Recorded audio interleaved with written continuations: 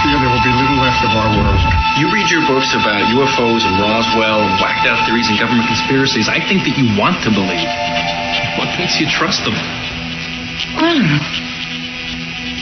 I'm a good judge of character.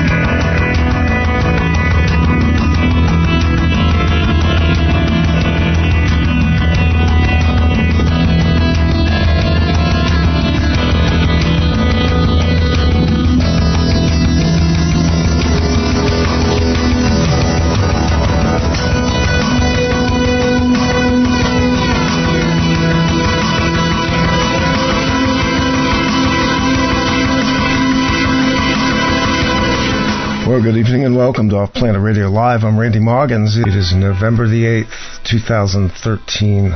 Under crystal clear, starlit skies with a crescent moon on the east coast of the United States. How are you doing this evening? Welcome to the chat room.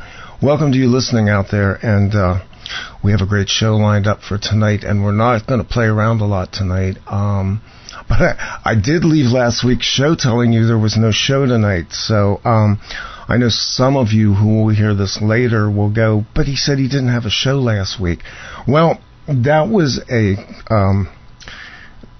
cosmic scheduling screw up on my part. We had gotten tangled up in our own, scheduling. And so my guest popped up. He was already scheduled, and my thanks to our friend Mark for refereeing the whole thing so that we are doing a live show this evening. And we've got some things coming up. It's a full month of shows for once. We have been fits and starts pretty much all year this year with just changes all over the place. And so it's a little stable right now. Next week, going to be an interesting show as well. Bonnie and John Mitchell will be joining me from awakenvideo.org. We're going to talk about TV sigils, media mind control, and also MyLab's military abductions.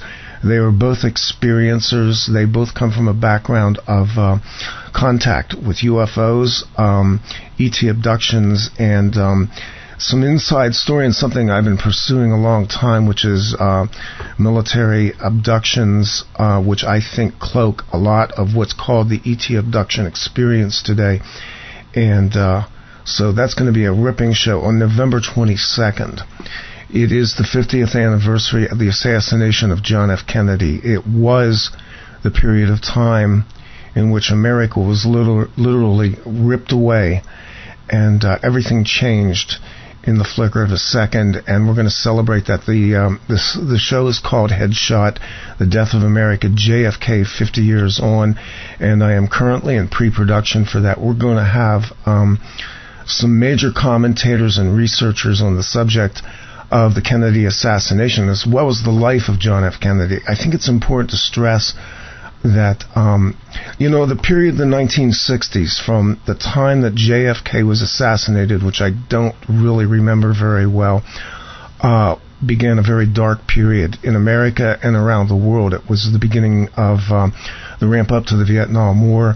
It was later to be, in rapid succession, the assassinations of Robert F. Kennedy and, of course, Dr. Martin Luther King, and then Watergate.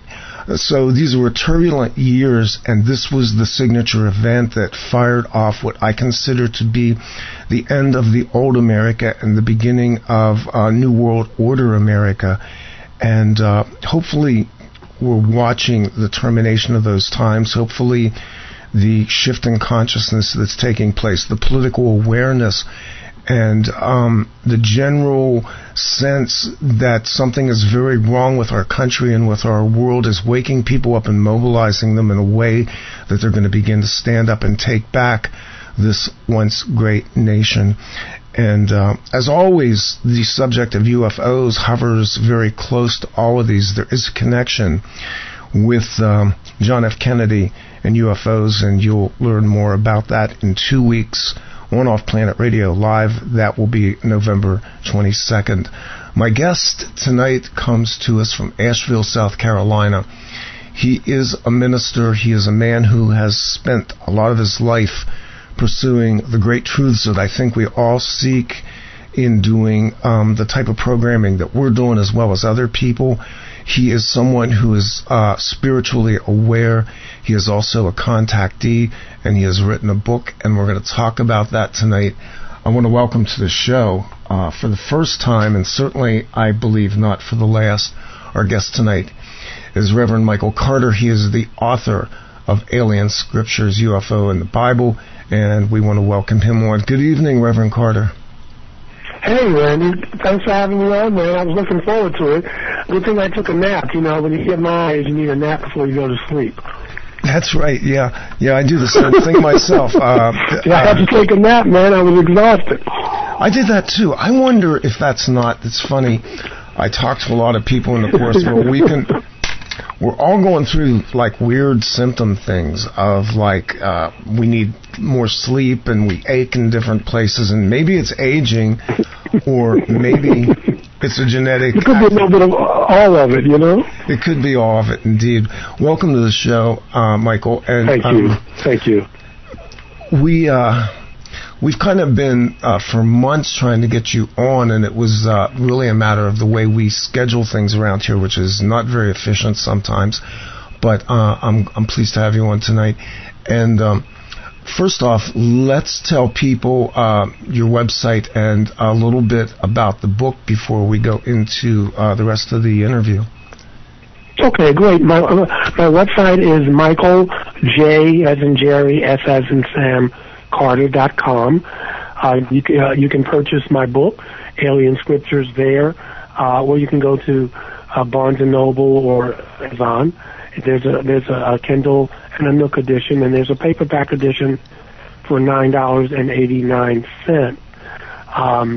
Just want to shout out to Mark Eddy, very talented publicist, and I mean he's a doll, and he's helped me out immensely. And Brian Canner, that he's a publisher, and I just want to make sure that they get their Greatside Publications, that they get their due, because I could not even be here, to be honest with you, if not for them. So I just wanted to do that, and thank you for having me. And I want to say a shout out too as well tonight to my co-host Chris Tolley, who's off this week. Deeply involved in some home improvements, as we are as well here. And just a side note, my voice is raw. As you and I were talking before we went on the air tonight, Michael, the fall allergies take their toll on us. Now. Yeah, I got some. Get some tea or something. Get some tea. Oh, absolutely. I got it sitting here. I always do green tea or jasmine when I'm doing the show. Absolutely. Great minds think alike. That's exactly right.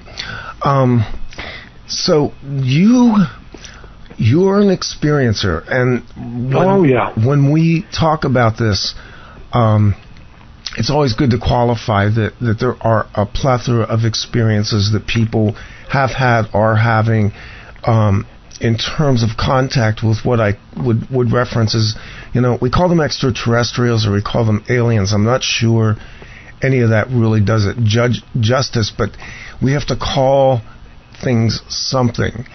And these otherworldly experiences that people have been reporting, especially I think since probably the mid-1940s are now a phenomenon that we're beginning to wrap our heads around. And I'm always really interested in the experiential side of it, as well as the side of it that goes into what is gleaned from this. And your legacy of this as well is a spiritual story. But first off, I'd like you to tell us a little bit about your earliest experiences. You had what you believe to be contact experiences even as a child. Is that correct? I did. I didn't realize it until later on. Of course, you know, the Christian Danish philosopher Kierkegaard says that life is lived forward, but it's understood backward. And I recall very vividly little balls of light in my room, and I would just be staring at them. They'd be purple or red or blue. They looked like a donut. They had you know, they would just float by me. But I also remember very distinctly waking up at night as a child or in the morning with blood on my pillow. And I was thinking that my nose, well, I didn't know if my nose was bleeding, but I was thinking, well, maybe that had to be it. Because but when I woke up, of course, there was just dried blood on the pillow. And, you know, of course, under hypnosis, you know, Bud Hopkins had regressed me, and he was a good friend. Dr. Jean Mundy, she was the first person I went to, and I mentioned her in the book. So I was having those experiences as a kid, around the age of 6, 7, 8. And I, you know, but I distinctly remember when I was walking in downtown Baltimore, which is where I'm from originally. I lived in New York for almost 30 years before moving to Asheville, North Carolina. I remember someone asking me, do you believe in UFOs? And I distinctly remember my response, because now it's incredulous. No. Why not? Because it's not in the Bible. And, well, boy, what a difference 25, 30 years makes. And so, and I'm not a Trekkie. I never watched science fiction, you know, that's coming up, so I didn't have those influences. My mind never took me there. And so I didn't have, like, if someone said, well, maybe you're just having a bleed through from watching all of these shows, Star Trek or what have you. But that wasn't the case with me. I like the term contactee or experiencer. I don't feel I was abducted. It was interesting, a couple hours ago I was listening to Betty Andreasson, got it from a conference many years ago. I mean, it's on a cassette tape. And, you know, and we had a different sensibility then, and a different, we evolved. But, you know, it was abductee, and of course she views her experiences through her own traditional Christian background, and so I had to be bilingual to kind of negotiate and navigate through what she was saying. But I'm an experiencer. These are visitors, as you said, aliens. Words get in the way, but words are all we have. But I don't feel that I was abducted. I don't feel like anything was forced on me against my will. If anything, I feel that I probably had a mission, and they probably, not in any grandiose sense, please, I don't mean it that way, but at the time in my life when I first started having these experiences consciously, I mean, I was on a very different path. I mean, I was a party guy. I was an actor in New York. And, you know, it was all about finding work and then hanging out, living a fast life. Yeah. Still always interested in the ministry. So when I had my first experience, when I woke up and saw these people in my room, it was a wake-up call in a lot of ways, because, you know, I was just kind of, you know, going through the motions of my life. You began first having conscious experiences, as you call them, in, I believe, 1989. Is that correct? December 28, 1989. Yes.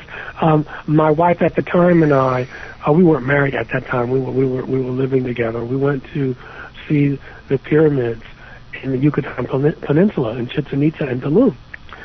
And I remember, you know, it was 85 degrees and flying back to Manhattan, and it was brutal. And a friend of mine had invited me to a get-together, and I was reluctant to go. You know, I just got off the plane, and I told my friend at the time, I said, listen, I'm going to catch a cab down to Times Square and just hang out for a couple of hours. Plus, I also wanted to gloat that, I just came back from the beach, and you guys were freezing and what's off here in New York. And I stayed for maybe an hour and a half. There was food. I didn't touch any alcohol or anything like that. And I caught the subway back home. It was just another evening in New York. And that night, I sometimes think they probably followed me back from the pyramids, but I got up. I don't know why. I don't remember having to go to the bathroom or anything. And there was a being at the edge of the bed staring at me with a pear-shaped head, chalk white, the Ray-Ban eyes, the wraparound eyes, real tight-fitting jumpsuit. I didn't see any insignia. I was just, my heart was getting ready to come out of my chest.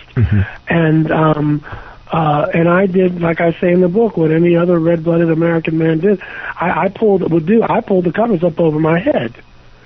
And I was scared to death. And I heard this whoosh sound, maybe that's what they heard on the day of Pentecost. I don't know, but this mighty rushing wind.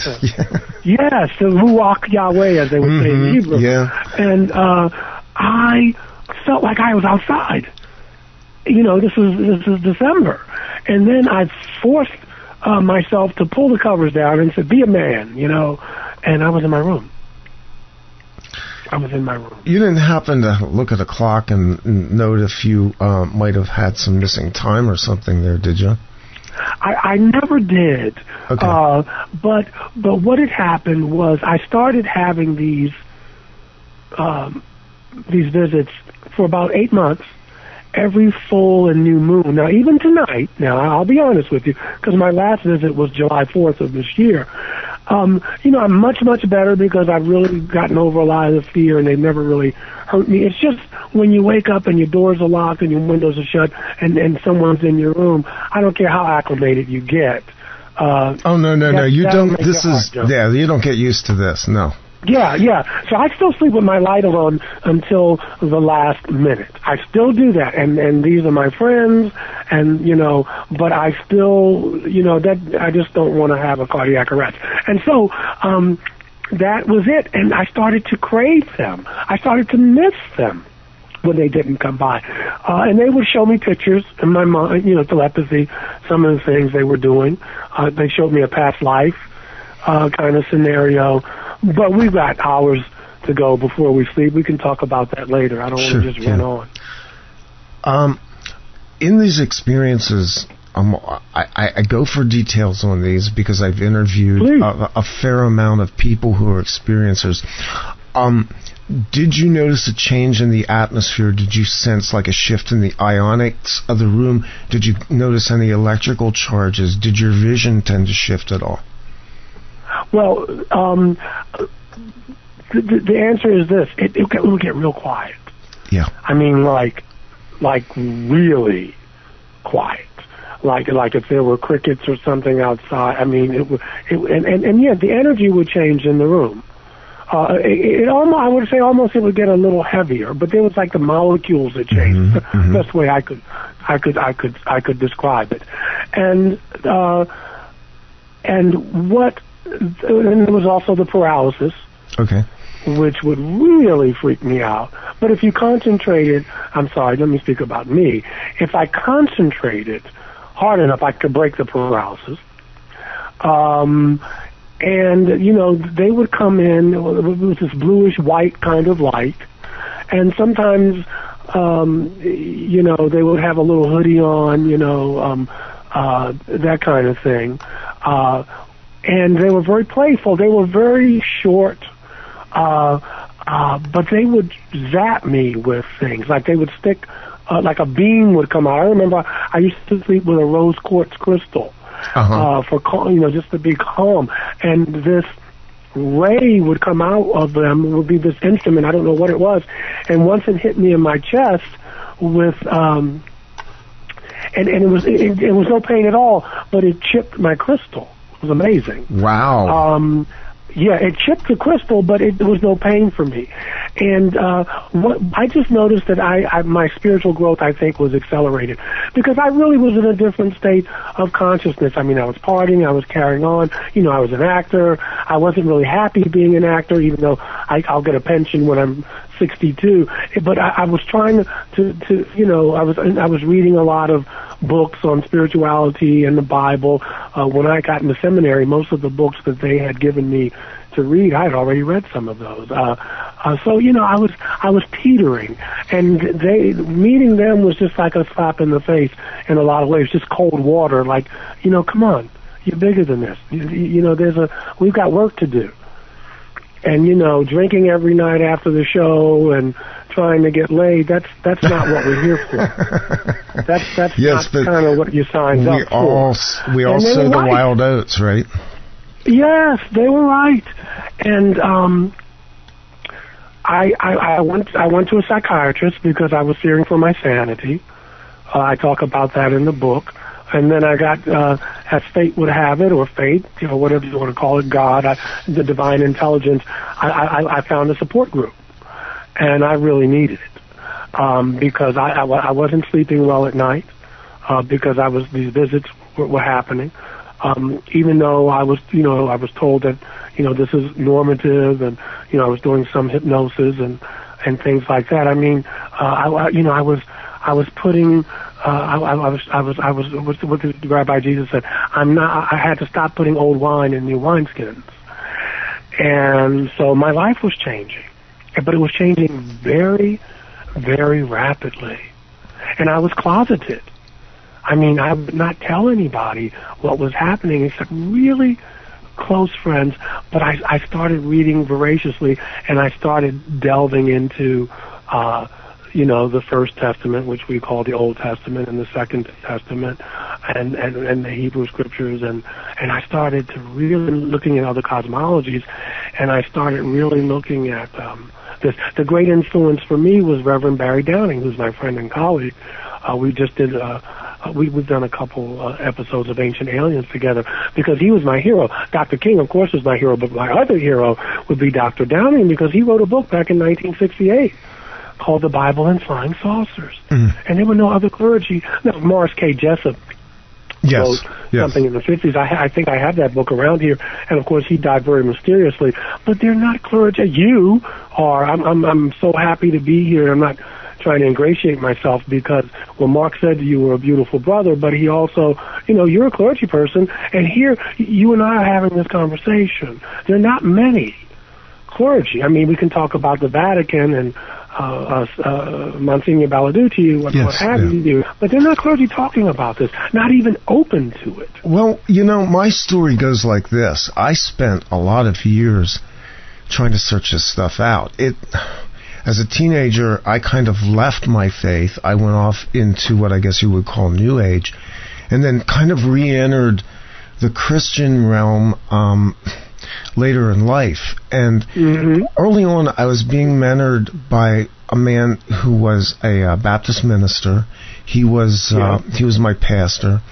But I went to him one day, and I know I've told this story on the show before, so bear with me, but it kind of goes into where I think our commonality is.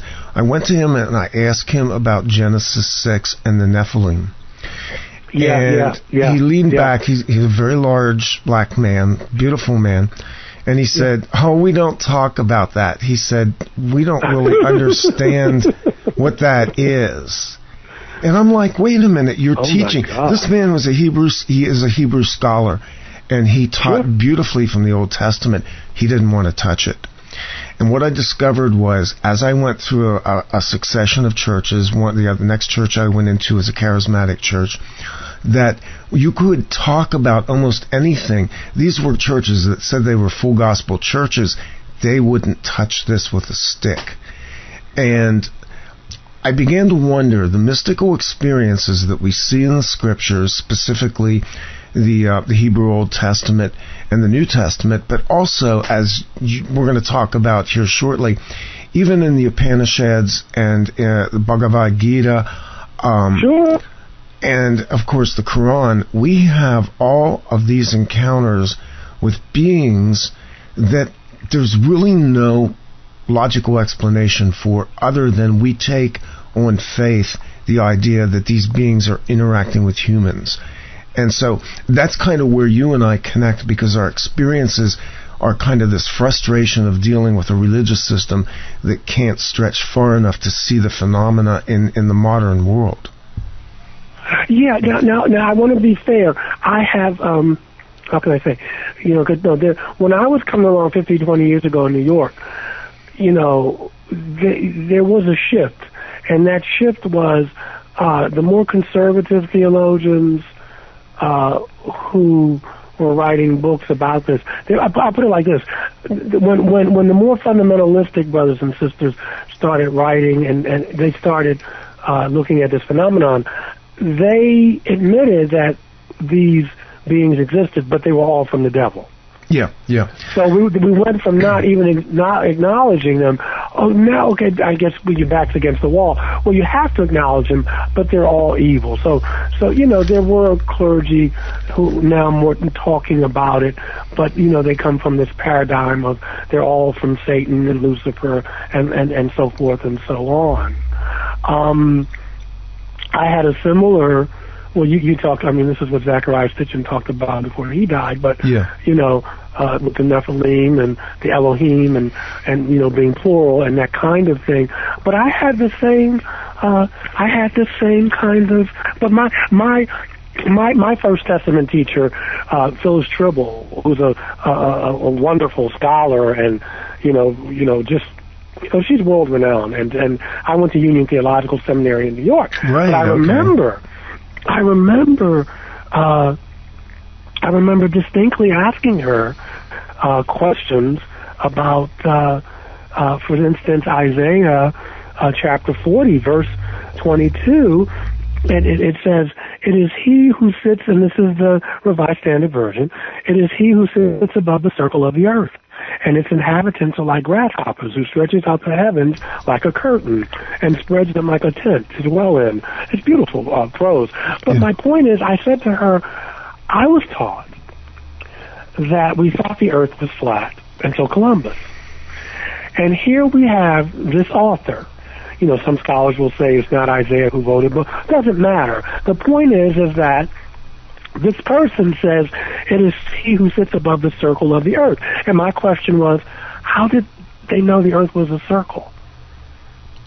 6,000 years ago. Yeah. And she just said, I don't know. I mean, we didn't dwell on it. I wasn't trying to embarrass her. But, that got me to really thinking. And, of course, then there's Amos chapter 5 verse 8, who made the Pleiades and Orion. And I'm like, well, how do they know about the Pleiades and Orion? And so on and on it goes. And then it just led me to think that these cosmologies, whether they're the First Nations people, Native American people talking about the star people, it's in every major civilization that, civilization, humanity, starts in the skies. These beings are coming down from the skies. And then I was just hooked. I was hooked. I was like, no, they're talking about beings from another world. And what we do as people tend to do, we tend to worship them. We tend to make the messengers more important than the message. And and on it goes. I was struck even by the encounter of Moses with the burning bush, and the fact that we have spans of thousands of years in the scriptures. And I used to say this a lot when I was teaching Bible prophecy on radio. It's very difficult to understand the mindset of people who lived 100 years ago. It's almost impossible, for instance, to parse Chaucerian English from the 15th century and make sense of it. Now we want to shift back into ancient languages, going back to the period of the Sumerians, going back to the ancient Hebrew tongues, and try to understand not just the language, but the consciousness that formed those words and the images. And the problem becomes, what were they writing about? We almost have to now interject our own understanding back into that to make sense of these ancient writings. Well, again, I go back to Kierkegaard. Life is lived forward and understood backwards. And so that's the mindset. But I also feel, you mentioned, a lot of New Age, and for me, when I started having my visits, I was really heavy into metaphysics. Mm-hmm. And I started to really realize that, this is the wisdom from all the sages of the ages. And so, and I had to expand my mind in order even to let these beings in. Pardon me. So I and now I'm back into those studies again for my own personal way of walking in the world. But there's nothing new under the sun, as Ecclesiastes tells us. But it's just this different paradigm. And as you say, our consciousness is expanding, and it's slow, but we have to be less and less fear-based. Just as Jesus lived, we live in empire. This is our Roman Empire. The United States is Rome. Absolutely, yeah. And our legions are spread all across the globe. And so the tension becomes, how do I live? You don't have to have extraterrestrial visitations to know that love is the strongest force in the universe. You don't need an ET to tell you that. No. But the tension becomes, how do I negotiate and navigate living the life I want to live in empire? How do I take the teachings from the ETs? How do I, as Jesus probably did, how do I take you're my brother, and Mark and Brian, my wife. I mean, I got all these different hats that I wear, and how do I maintain some type of authenticity as I go about my life, which is really to learn to love, to learn to forgive. To me, this is the tension, and so I'm like you. I have good friends, with different kinds of beautiful minds, but they're into propulsion systems and how do they fly, and do they fly? Are their minds part of the ship and all that, which I find fascinating. But for me, that's why I love John Mack so much, late John Mack, and I had met him several times. But for me, I'm interested in how human beings react to each other after having this kind of contact. What goes on in us spiritually? What happens to our inner life? Because we have to go out. I mean, I have visitations. Guess what? I got to get up and go to work in the morning. I have to preach this Sunday. I have a daughter whom I love very much. Yeah. I have to pay my bills. I've got to get up and go out. I have a wife. I got good friends. I want to watch the football game Sunday, And so how do I incorporate all of this into my life? Not in some grandiose way, because as I said, you don't have to have visitations to learn this stuff. Sometimes you may need a quick kick in the butt. But that's what one might need that. But that's what gets me going. And what does it mean to believe in a God? Is there a God? Is God an astronaut? Is God what is that? What does that mean? What other words can we use? So that's the challenge, and that's what gets me up in the morning. Also the bills I have. After yeah. It all gets real because we're still living in three-dimensional space-time. Amazing motivation to have to pay bills. But what I notice in your narrative in your book is that there's a transformational aspect to contact. And I don't think, and people have asked me about this, well, I've never seen a UFO. I've never been contacted. I've never had a paranormal experience, which I believe more people have had these experiences than know that. Because I think we're in a constant state of wonderment. It's the entrainment that we've gone through to live in the real world that's kind of taken our eyes away from the mysterious and the supernatural. But even lacking that, we live in a world where there is amazing things that go on a daily basis when we open our seeing eyes, our spiritual eyes, and begin to look at it. But the transformational aspect of it on an individual basis, with your book, and one of the things I noted is something that I've noted in other people who are working in this field note, the existence of these, we would call them coincidences, but really there's synchronicities. One of them occurs very early in your narrative after your conscious experience with something that happened at a bookstore. Can you give us a little bit of detail about that? This is a great story. This is synchronicity in action. Yeah. Yeah. Okay.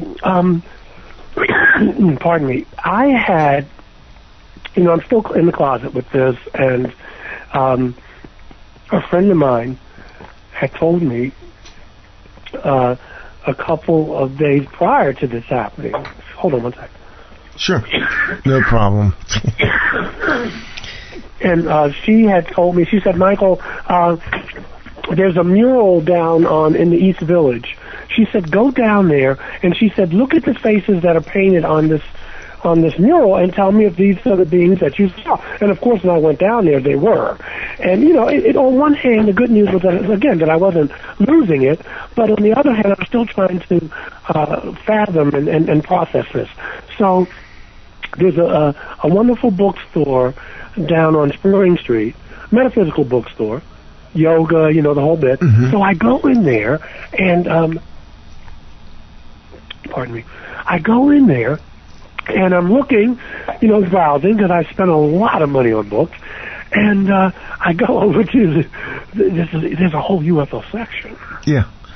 And I'm looking around who's watching me, and no one cared about who I was, but, and so I'm looking, and I get these books, and I sheepishly walk up to the cashier, and I put the books up on the counter, and I think I mentioned in the book, I felt like I was a teenager for the first time buying condoms or something. I was like, just hurry up and put the books in the back so I can get out of here. And he says, is this a hobby or are you serious? And is this serious? And I said, it's very serious. And either he said something like, I know you look like it's serious, whatever. And he wrote out, he said, you need some help, man. And he wrote out on a piece of paper a support group. He could look at me and see that I was in trouble. You know what I mean? I was hypervigilant, and that was the beginning of a journey. It was called the Space Group, and I forget what the SPAC. I forget what it all stands for, but it got me going. I would write articles for this group. We had some conferences, and it was just good to have that support. Now, let me set the table a bit more. See, Bud Hopkins had a group, and my friend Harold Anglin, who's still alive, and he's in New York, he had... Marvelous. Yes, I'm very familiar with Harold's work, yes. Yeah, and so he's having some problems keeping the group going, though, and the electronic communications, but he said that was temporary. But anyway, and so what I noticed was that the folks in Bud's group were, they had been abused. I mean, their stories were, I've been abused, I've been, they put plugs in my genitalia, my every orifice, and sperm and ovum, and of course we know these things happen. Yes. But there was a different energy in the group I was in. It should have been called, this is the positive experiencer group. And Bud's group was the more traumatized group. Now that's no backhanded compliment to Bud, because Bud, he regressed me. We did a conference together. He was very good at what he did. But the people who were drawn to Bud were those type of folk. Now, the downside of my group, the Kumbaya group, I guess, they're space brothers and sisters, and they're all here to make us evolve and so on and so forth, was that I had to leave that group after a while. Not in anger, not in, frustration, but just that a lot of the brothers and sisters were stuck. And you and I just talked about this a couple seconds ago, that I had to go on with my life. Yes, this was one of the greatest things that had ever happened to me. It was, outside of the birth of my daughter 7 years ago, I mean, it's up there. But I couldn't be stuck. I had to go on with my life. I mean, I had to pay my rent. I had to go to seminary, and I found people there that's all they could talk about. You couldn't talk about anything else. They all had to be UFO related or whatever, and there was kind of a narcissism there. And so, they were there when I needed them, and I thank my lucky stars that they were there, but I couldn't stay there because I wasn't going to be an open person. That's all I could converse on. And there was a whole world out there. Yeah, there is a bit of obsession in this space, and we've noticed that these kind of things color people's lives. And look, trauma at the hands of extraterrestrials is still trauma. It's no different than the people. This show has dealt extensively with government mind control programs and people that have come out of those programs. And I find tremendous amounts of overlap between certain types of ET abductees as opposed to contactees and people who have been through traumatic mind control experiments. And so, as with everything else, you got to get up in the morning and pull your pants on and go do the day. One leg at a time. And, the whole fixation on it can actually become a victimization cycle as well. And that's not to take away from the experiences of people, because both myself and Chris Hawley have spent a fair amount of time talking with people who have gone through horrific experiences. But one of the things that I do note when we finally get past the initial trauma is there is still a transformational aspect. Most of these people, when confronted with it, understand that something's been presented to them that disrupts their reality, and sometimes in a good way, because they do tend to be more spiritual. What is it about the contact experience in general, you believe, that opens up the door that we become more spiritual, more seeking, more metaphysical? Is it something that they're trying to show us or bring out in us? Well, yes, and let me just back up for a minute. I want to be clear to brothers and sisters out there who've had the more traumatic aspect. I wasn't finding this so much in Bud's group. This was in my group. These were people who had positive experiences. They couldn't talk about anything else. So I want to be clear with that. And I don't know. I think one has to be open in the first place to let this in. For me, it can be very humbling. It was very humbling. Pardon me, that there was intelligent life. It was also very, flattering that they had decided that I was worth a visit.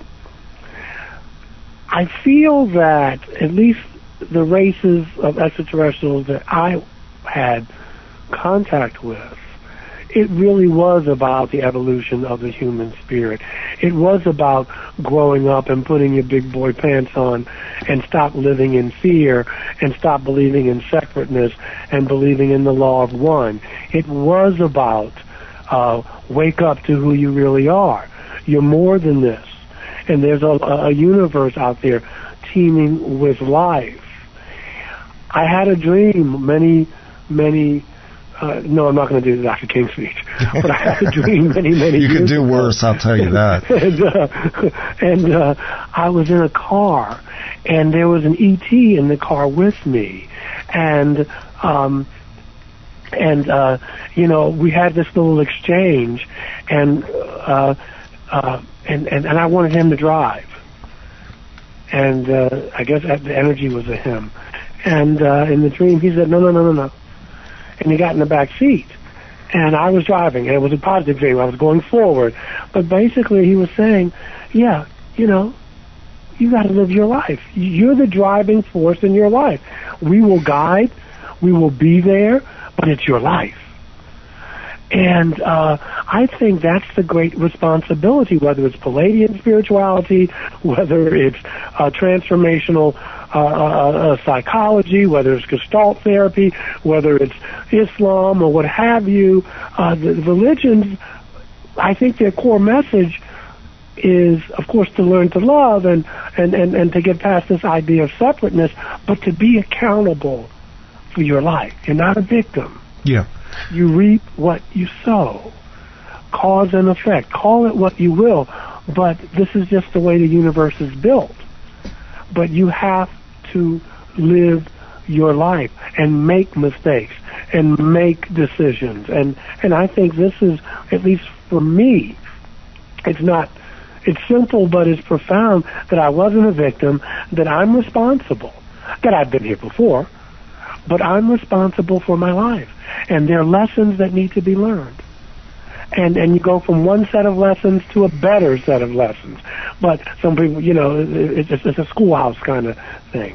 And it's to remember who you are. But that's very difficult, because when you're implanted on this planet, you forget all that. You forget your past lives. You start to believe because I'm black and you're not, or you're gay and I'm not, or you're a man, you're a woman, or you're Tea Party and I'm not. We start really buying into that kind of shit.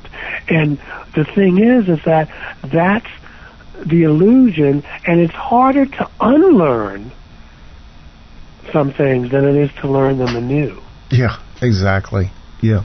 This is a big subject of responsibility for what happens to you. I have some online groups, some people that I communicate with, and one of the things that I've tried to get them to do in whatever they've experienced, and some of them have experienced horrific things, is to take ownership of what has happened to them. And the distinction that I make with that is, we're not what we call to blame or responsible, but by taking ownership, we remove ourselves from victimhood and we turn it around. We begin to learn from it because, again, as you point out, we've come into this world with amnesia, and we are effectively relearning things or learning things that are part of our growth cycle, and that is positive and negative.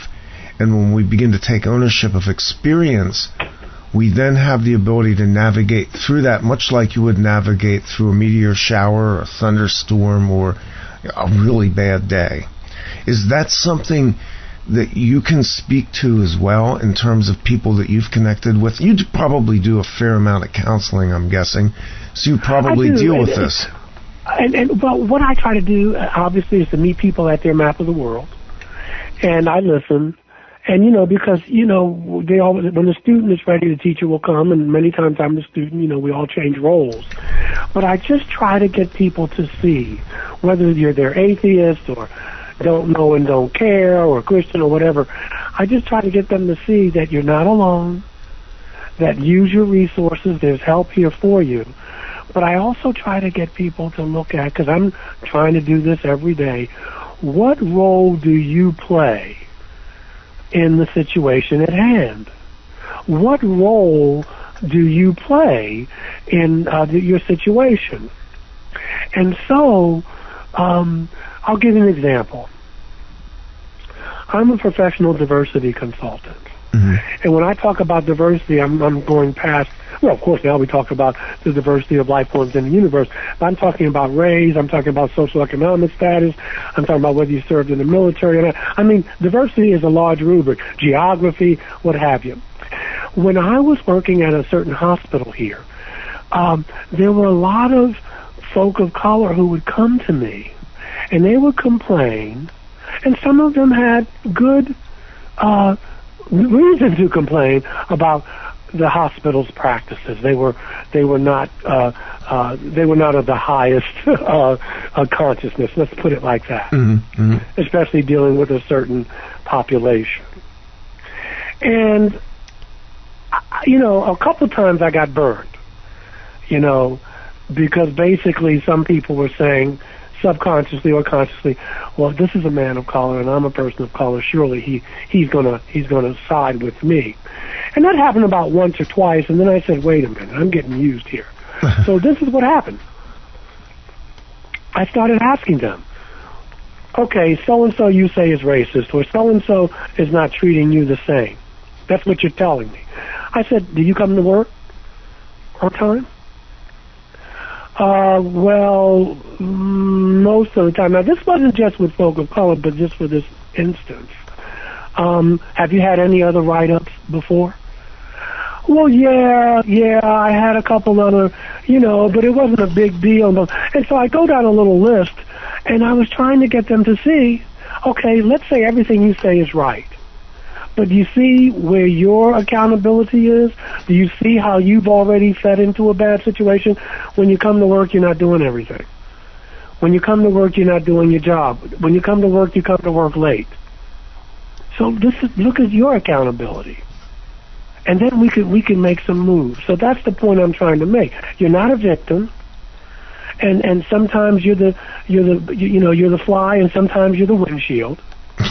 But you've got to take control of your own life, and you've got to make choices. Not making a choice is a choice. Now, some people say, well, Michael, did you get all of that just from a being from another planet coming in your room? I got that and much more, but it made me take myself and my life seriously. Not that I was, the Buddhists say it's an honor to be born a human being on planet Earth. But not to the fact that I have this grandiose mission, but it's like this is not a dress rehearsal. I'm 56 years old. Okay, I may have a good 30, 35 years left, maybe more, but let's say that. So I'm past. It's past halftime for me. Right. So what am I going to do with this gift called life? What am I going to do with this wild and precious life?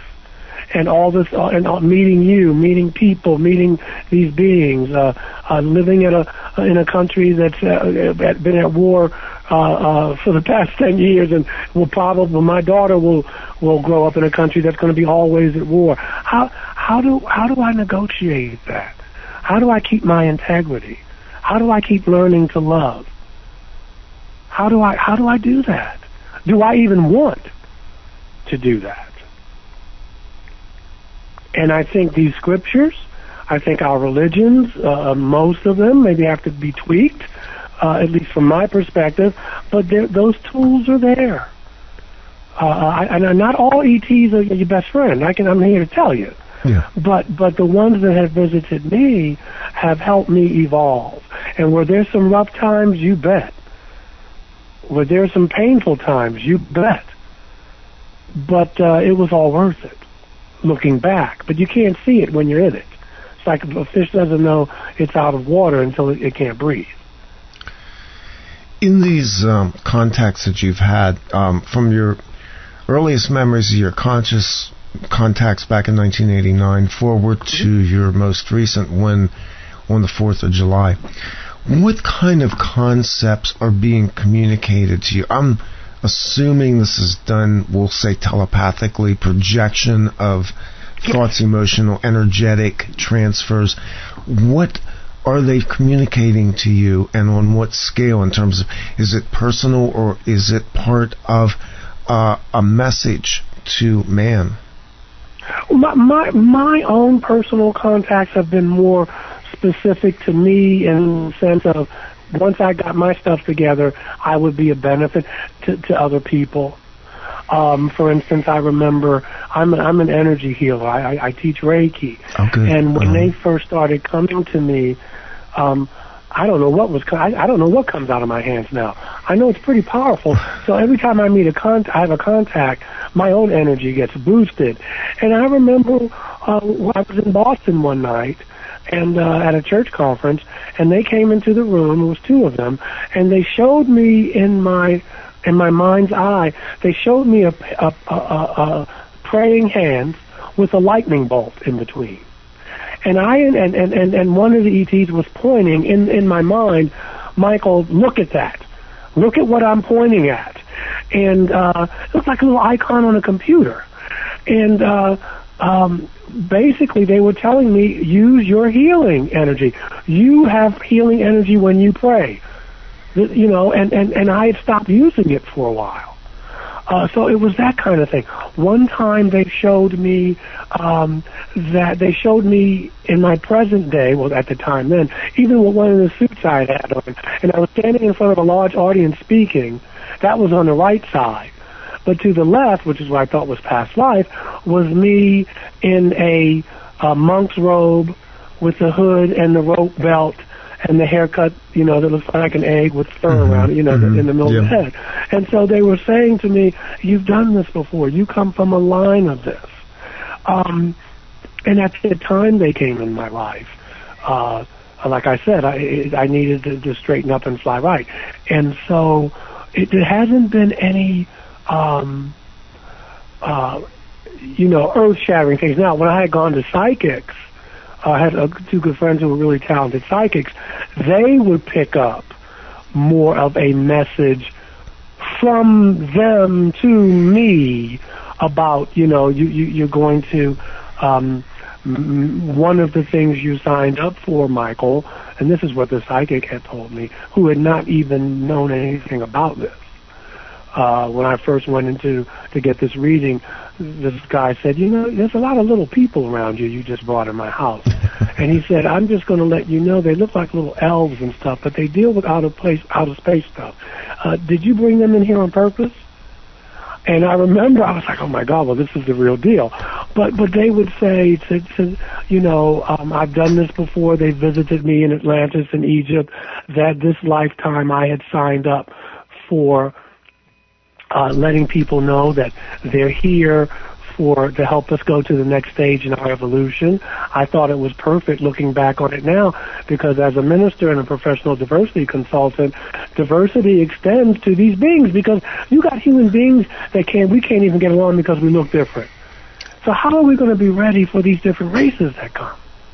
And so it all seemed to fit. And it was just like, this is your mission, Michael. This is what you signed up for. You need us and we need you. I just had a friend of mine in California give me a reading about 2 weeks ago, and she knows nothing about any of this.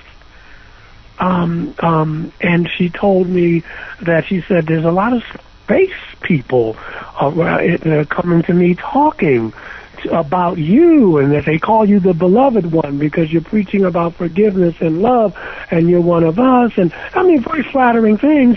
But they also, I just signed a contract at my church for 2 years, and this woman had no idea about that, and she said, Michael, they're telling me that you have a contract to fulfill for 2 years, and then you have a contract with them that you need to be about. And I was like, oh my God. And so it's no, those are more humanitarian, pave the way kinds of things. But for me, and I had to have clairvoyance tell me that, but my personal ones were just like, more individual. But since we're all connected, if I'm getting my house in order, I'm serving you. And when you get your house in order, you're serving Mark or Brian or your wife or whatever. And so since we're all connected, what I do to myself to better myself, of course, helps the planet. Yeah, this is a key issue, and most people don't understand the interconnectedness and how we work on ourselves to raise the energetic level, and by doing that, we raise the level for other people. Yeah, but it's hard to do that, Randy, when you believe in separateness, because there's not enough love to go around. There's not enough money to go around. There's not enough codependence to go around. There's not enough unhappiness to go around. It's very hard to do that when one believes in separateness. And so, again, it's unlearning that because you have more doesn't mean I have to have less. Of course, there's that belief in scarcity. And it's hard because every morning when you get up, you're being bombarded. I'm going to watch college football a little bit tomorrow after I do some stuff for the church. And, man, there's going to be a commercial that's going to tell me if I want to get laid, man, I need to use this toothpaste. Or my car's not good enough. Or my smile's not good enough. And, I want to get the girl. I need to get this and that. So I'm being bombarded every day by messages, subtle and not so subtle, that are saying, you're not good enough as you are. I'm a consumer. I mean, what a horrible thing to label somebody. It really is, yeah. Like, oh, you've never... I mean, that's terrible. I'm consuming. And so that's all I am. I go out and I buy, but I'm being told every day, when I turn on my television, that I need something because I'm not enough as I am. I got to get this deodorant to get this girl to like me, and it's so insidious. And Madison Avenue, they're brilliant. You don't have to worry about government mind control. You don't have to worry about any of that. Just turn on your TV. These commercials, they're telling you, you're not enough. You're not enough as you are. You need this car. You need this deodorant if you want to have a great sex life. You need to be drinking this tequila. Yeah. You need these clothes. You're not good enough. It's the corporate America wet dream of how things are supposed to be and why you're less than because you haven't consumed and you haven't bought into the paradigm. And this is the flat space that we're dealing with, which is what makes the stories that people like you tell so significant, I think, for people that hear it, because we can expand a little bit beyond this and kind of understand there's something more than this physical 3D realm that we perceive as so-called, quotes, reality. We're going to take no question. You're right. Yeah. We're going to take a break, Michael, about 7 minutes, and so that'll give you time to freshen up your tea, and then we'll come back on the other side and dig in a little bit more to alien scriptures and what we can learn from the ancient books and gosh, what were they talking about then? We will we'll do all that when we come back on the other side of Off Planet Radio Live. I'm Randy Maugans. We will be back in about 7 minutes.